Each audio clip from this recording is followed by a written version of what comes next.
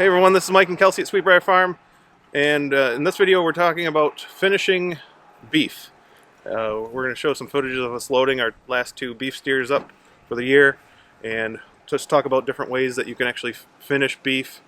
And by finishing beef, that's basically what they're fed during the last period of their life. So there's different ways you can do this, and there's no wrong way to do it. We just do grass-fed and grass-finished with a little bit of a difference at the end during the finishing that we'll talk about here in a little bit. But there's grain-fed, grain-finished, grain-fed, grass-finished, grass-fed, grain-finished, and then grass-fed, grass-finished. So one of the disadvantages of Dexter beef is that they are a slower growing beef, and they are smaller, but they are tasty. So it does take 2 years for us to raise out the beef, and on average ours have been around 400 pounds. These last two were 320 pounds hanging weight. So I think I know why they're a little bit smaller. We'll talk about that here in a little bit. But typically Dexter's average between 300 and 500 pounds hanging weight. Ours have been right around the 400 pound. Our largest was 500 pounds. So the hanging weight, that means without the skin, without the head, without the guts and feet, basically, is what the hanging weight refers to. So there are some factors that influence hanging weight. Age, of course. So the older your steer is, the more he'll weigh, right? Until he reaches his peak. Health can also play a major factor. So you want to make sure that your animals are not struggling with internal parasites. They're in good condition, and that will help them put on weight and grow the fastest. Nutrition makes a big difference. Some breeds of cattle have very different nutritional needs than others. Like our Dexters are a breed that's been selected to do really well on low quality forage. But if you tried to raise a Holstein steer the same way we raise our Dexters, you'd probably run into trouble, because Holsteins are a breed that's been developed to rely more on high energy inputs like grains, and they probably won't do as well on just grass like our Dexters. So there's pros and cons. You just got to research whatever breed it is that you have to be familiar with what their needs are. Another thing would be the genetics of the animal. So some Dexters anyway are more beefier. Some they say are more of a dairy line, so more smaller bone. You can see that with our ladybug. She's more of a petite, finer bone compared to our chondro June bug. Those are two good examples from what we have in our herd. Another example would be like Katinka compared to Jolene. Katinka's more fine-boned, where we got more beefier animal out of Jolene. Mm-hmm. All excellent animals. It just depends what your end goal is and what you like. Another factor would be the time of year they're born. So the last two steers that we took to the butcher were October-born calves. The other ones that we've raised out were spring-born calves. So I think that's probably one of the factors that influenced the hanging weight of the last two, being that they were born and then went right into winter. I think that's probably why they were a little bit on the smaller side.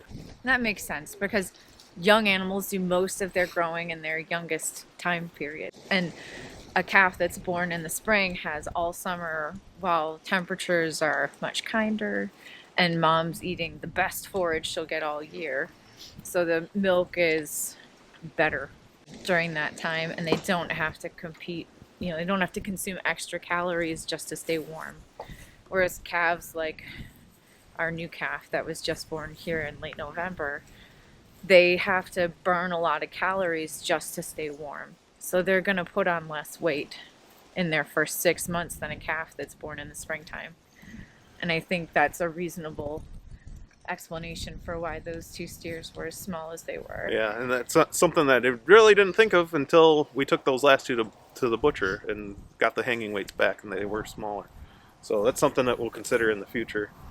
Mm-hmm. So one of the things that we do a little bit different when we finish our beef, and it's not really all that different, is that we just feed a higher percent legume or alfalfa, clover, mixed hay the last 2 months of their lives to finish them. A cattle farmer that I worked for growing up, that was his secret claim to fame, was feeding them a high legume at the finishing, and he always said that gives them more flavor. So whether that's true or not, I don't really know, but got to trust the old time farmers, right? Guy who raised beef for 50 some years, so got to do what the experts say once in a while.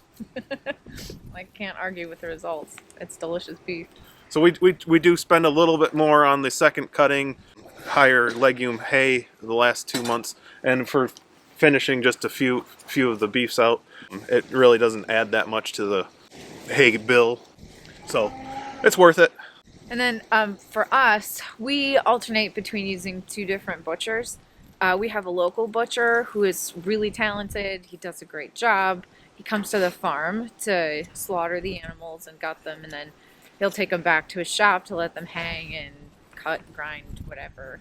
And that's our preferred method to finish the animal's life on the farm. I don't think taking them to the butcher is necessarily all that stressful, loading them up and then hauling them, but it is, I think, better to have it end on the farm, especially since we're just doing a few of them each year. Yeah. But the problem is that we are at the mercy of the butcher's schedule, basically, and basically their status as USDA or custom exempt processing. So our local guy is custom exempt, meaning we can sell half and whole animals to customers because they're basically buying that animal, and they pick it up from the meat shop. Whereas the USDA processed beef that we're selling out of the freezer now, that has to be processed at USDA butchery. So we have to haul them to that facility. And they also do an excellent job. It's just the added step of having to load them up and haul them.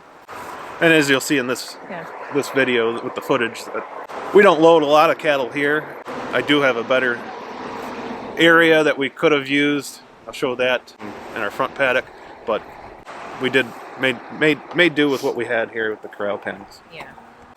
So the best time of year, the butcher, this would be a highly debated topic. A lot of people say you should butcher them in the early summer after the spring flush of grasses. We really haven't found any difference on what time of year we butcher the animals. We feed high quality hay, and we've butchered them in the wintertime, we've butchered them in the fall, we've butchered them in the spring, and it's all been tender and fat and juicy. So yeah, it probably is, if you're 100% pasture raising them in the summertime, not haying them, best to do it in the spring after the spring flush. But with our setup here, essentially dry lotting them most of the time, feeding high quality hay, it hasn't really mattered. I agree with that. So that's a little bit of background on how we feed and raise up our beef steers here. It seems to work well for us. I'm sure we'll continue to tweak and perfect as we go, but it seems to be working. We certainly can't argue. The quality of the meat is wonderful. So Yeah. we're doing something right. Yeah, and we haven't, like, ours get basically zero grain unless we're milking them and luring them into the barn. The only animals that get grain are the ones that we milk. So, And even then, we have to teach them that grain is a treat. They're clueless if we just shake a bucket. yeah. I actually have this paddock here, which was originally put in for cows, but with our meat certification, we couldn't have them on this hill too long because they would beat it down and they were worried about erosion. But I could have moved the cattle in. I got a gate down here, and this is set up for loading and unloading cattle much better than what I did in the back. So I kind of have this funneled over here where I could have backed up the livestock trailer to this gate and pushed the cattle right in. But I didn't do that. All right. Well, thank you so much for watching. Take care, and we'll see y'all on the next one. Bye.